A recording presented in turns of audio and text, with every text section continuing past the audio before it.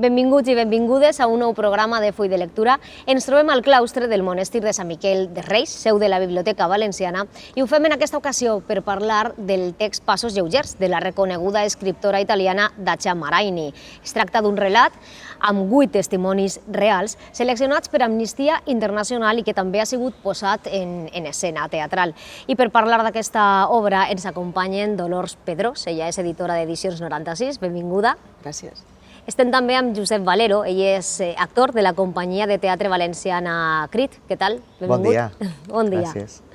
I també ens acompanya en Part Bria, d'Amnistia Internacional. Què tal? Benvinguda. Moltes gràcies. Com i quan vau rebre per primera volta aquest text? Això era a principis del 2009, o pot ser finals del 2008, no sé exactament, i va vindre la proposta d'un autor nostre, poeta, de Borriana, que aleshores era i és professor a Itàlia de català, d'acord? Ivan León Llop. A ell se li va proposar traduir al català i al castellà a una altra persona per poder ampliar i donar a conèixer l'obra importantíssima ja a Itàlia 2 anys abans a la resta del món, diguem-ne, no? En quan em va enviar el text per poder-lo llegir, he de dir que vaig quedar corpresa d'ell, i nosaltres, que som una editorial discreta, però agossarada, vàrem dir, és precís que este text isga a la llum.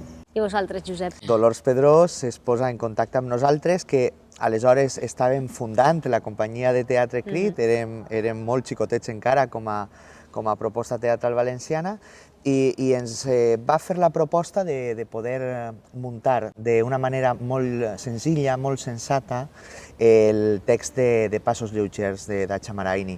Dacia Maraini ja havia dirigit aquesta obra en Itàlia, ja havia creat un poc els paràmetres de com havia de ser la representació, perquè ella volia que foren 5 testimonis, 5 veus, sense cap tipus de representació realista de l'obra, sinó que la veu i la presència actoral tinguera tota la força de l'espectacle.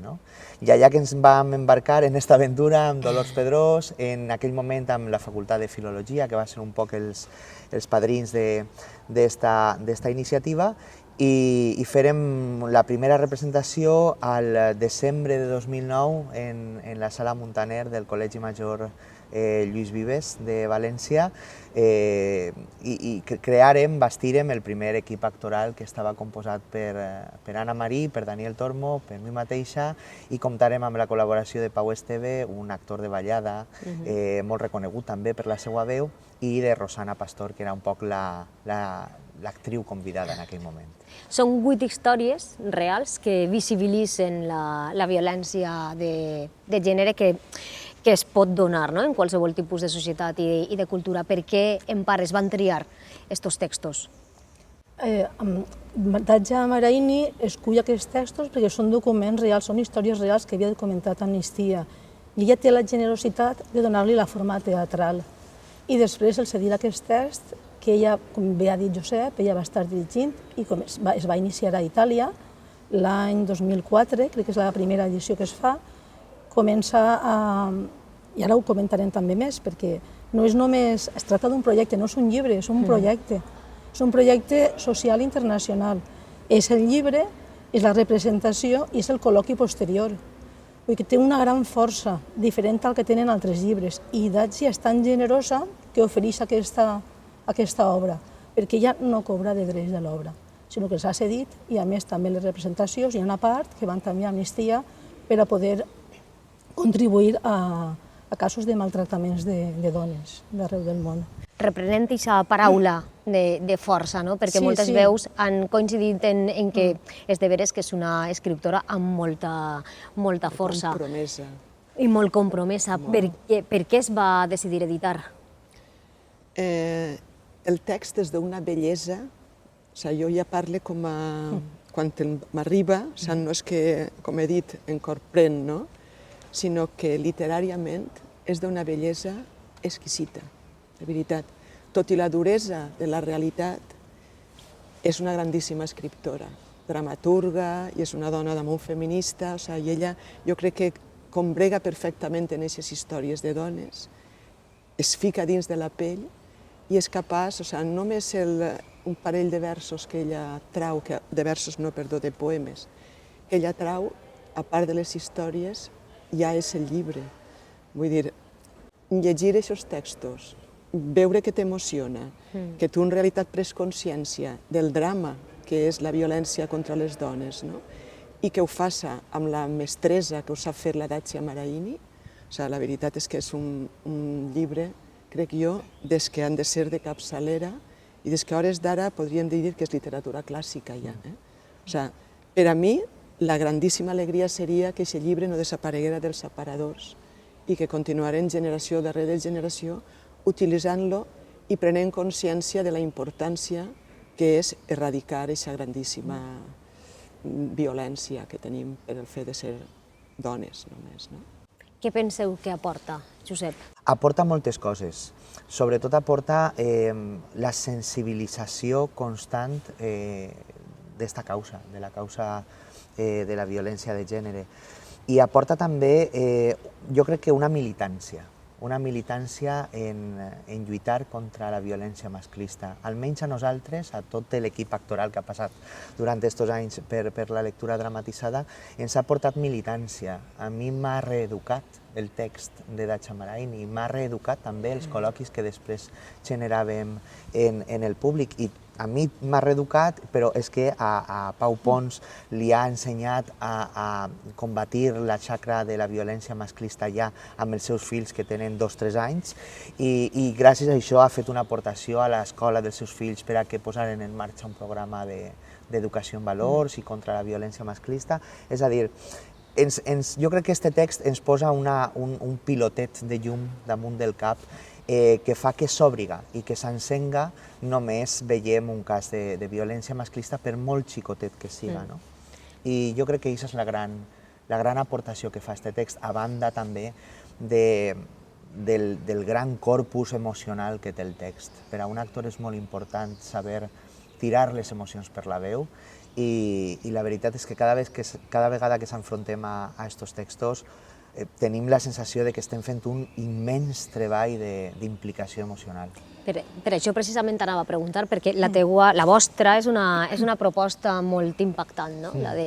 Són 5 actors i actrius que es posen davant del públic amb un faristol i comencen a... Com se sentiu vosaltres?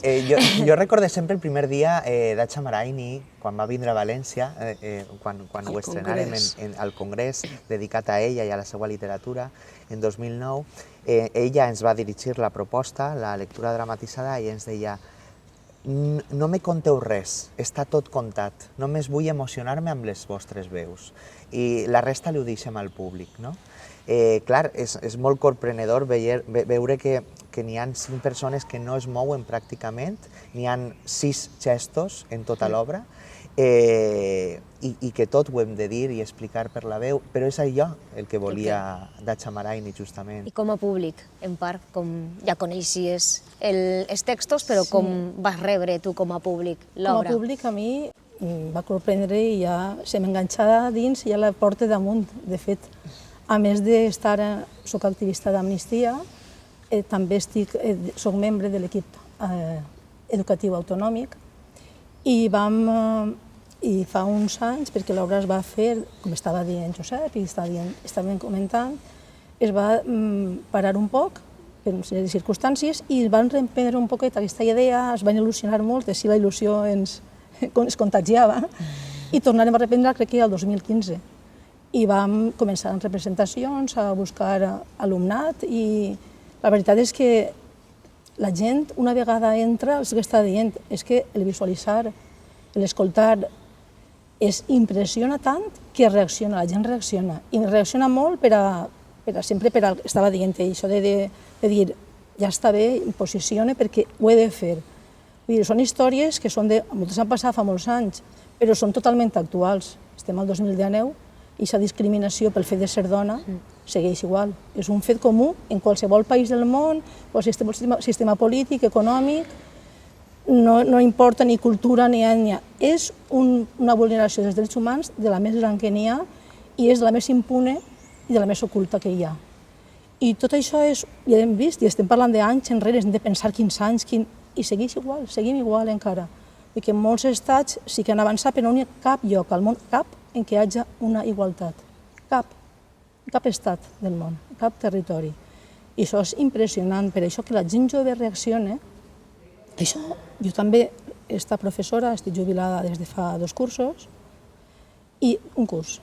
I m'impressionava quan llegien l'obra, perquè també l'hem representada. Vull dir que dins les aules hi havia un grupet que anava, la representava, en fer gravacions, hi havia un company de música que ell ha gravat també les seues veus. I en anar dins l'aula hem anat a Ribera de Llibres, on estaven fent una fira de llibres, que van fer, Dolors també estava a edicions, perquè l'editorial és de la Ribera, i l'alumnat participava al col·loqui i la gent gran deia, esta gent jove, com pot parlar d'aquesta manera? Perquè havien llegit, havien interioritzat el seu paper i després tenien una capacitat impressionant i això tu ho veus i dius, clar, són el futur. I això dona molta esperança i molta il·lusió, perquè és magnífic. Per què penses que és important que el públic adolescent reconega este text, el treball a l'aula? Molt fortes. Jo he vist, de fet, a vegades el tenia damunt la taula i hi havia alumne de primer d'ESO que feien, jo vull llegir aquest llibre, i fem, és que igual per a tu, jo vull llegir-me'ls, jo vull més com este. De fet, a vegades hi ha hagut casos de gent que han estat filles maltratades, que han viscut la violència d'amagar-se en una habitació, tancar-se, que estava el pare maltratador, i això s'ho han llegit. I això impressiona també. Sí, és veritat que té molts factors de força, no? El fet de fer una espècie de comunió entre el públic i els actors en el col·loqui, se creen uns factors de força grandíssims. Gràcies al col·loqui de Passos Lleugers s'han creat unitats d'igualtat, grups d'igualtat jove en certs instituts. Moltes dones majors, que també fem aquest espectacle per a públic adult, moltes dones majors s'han empoderat i han contat el seu cas de maltractament al públic durant aquests espectacles que a nosaltres ens deixava desfets. S'han creat també iniciatives per a continuar l'obra, és a dir, s'han escrit l'escena novena, l'escena decena de l'espectacle en classe i jo crec que aquests són els valors de força que té este llibre, que de pronto obri moltes finestres. Què penses, Dolors? És positiu també que tot el públic... Sí. Bueno, en realitat jo crec que la Datxa en aquest aspecte està molt contenta perquè el llibre pertany, quan escrius un llibre, els escriptors ho diuen, jo no ho soc, diuen que ja pertany al lector sempre, no? I en aquest cas són milers i milers i milers de lectors i de lectores que l'han fet no només propi, sinó que el que estava comentant Josep en el tema del col·loqui és una part importantíssima. O sigui, és que ella reunís les condicions de ser una boníssima escriptora, però després com a dramaturga té una trajectòria també i un reconeixement molt important, no? I com ha pensat el format i com l'ha transmès i com Crit ha estat capaç de portar-lo i respectar-lo, no? I aquesta part del col·loqui és fonamental. O sigui, en part i jo i més companyes, Rosa també i tal, hem participat, si no en totes les representacions, pot ser que en un 90%, l'hagin feta on l'hagin feta hem anat, i jo sempre en les representacions ho dic, no? La puc veure 100 vegades l'obra, m'emociona sempre. Davant d'aixòs gestos, els pocs que n'hi ha, per exemple, de determinats crits, quan Josep es posa en la pell del maltractador, que aquest aspecte no l'hem parlat, però podria dir-ho, no? Que sempre ix entre el públic i dir tu com pots fer de maltractador, no? D'assassí, no? De posar-te dins d'aquest personatge, no? Quan la maltractada, en aquest cas l'agredida, fa el crit, o sigui, i diu que l'acaben de violar o l'acaben de ferir, no? I crida, mare! I sense aquests crits esgarrats en un moment determinat, tremola el teatre i fa que entre el públic s'alça una dona, com aquell dia, en el Micalet, i en altres llocs també ha passat, una dona de 70 llargs o de 80 anys, i que diga, el meu marit està mort ja, però el meu marit era un maltractador, i jo he sofrit això. I és la primera vegada que ho dic.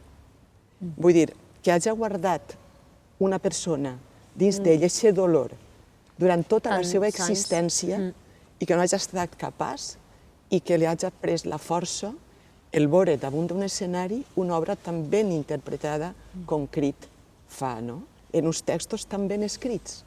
Que vull dir que és que ahir és una obra, amb unes complicitats, és coral total, no? O sigui, ella que l'escriu, Amnistia que arreplega els casos, els traductors que són supercurosos amb això, nosaltres que hem respectat al màxim també l'obra i totes les directrius, la mateix disseny de portada, que ja el diu un poc, aquests ferros que estan privant de llibertat i ferint-te si tu intentes traspassar-la. I després, com Crit entra, i estaven arrencant en aquest moment la companyia, dins d'aquest text, i com la Dacia ve i es diu, això és l'obra.